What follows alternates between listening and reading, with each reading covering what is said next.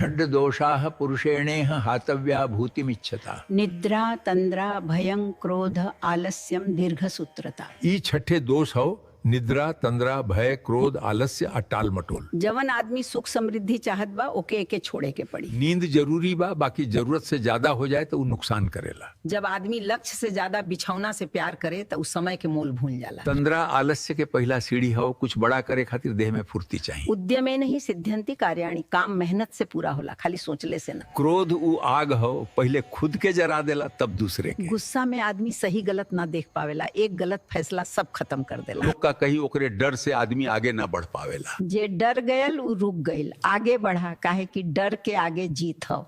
आलसी आदमी हमेशा कहला काल करब, बाकी वो काल कबो ना आवेला। आखिरी में दीर्घसूत्रता माने टाल मटोल सबसे चुपचाप मारे वाला दोष हो। आज के काम काल पे डाल देवे से वो बोझ बन जाला। इहे बोझ तनाव बन जाला, जिनमें आदमी फंस के बीमार हो जाला। ई दोष अलग अलग ना हो, सब जुड़ल बा एक दूसरे से। आलस्य आई तो टाल मटोल आई, काम टलल तो डर आई तो गुस्सा आई। याद रखा, समय कबो ना रुकेला। जे समय के साथ चलेला आ खुद के सुधारेला उस शिखर तक जरूर पहुंचेला। ई बात सुने खातिर ना हो, जिए खातिर बा। अगर केहू ई छगो दुश्मन पर जीत पाले तो ओकरे आगे केहू टिक ना पाई। जिंदगी एक जंग हो, ई दोष ओ जंग में तो हर दुश्मन।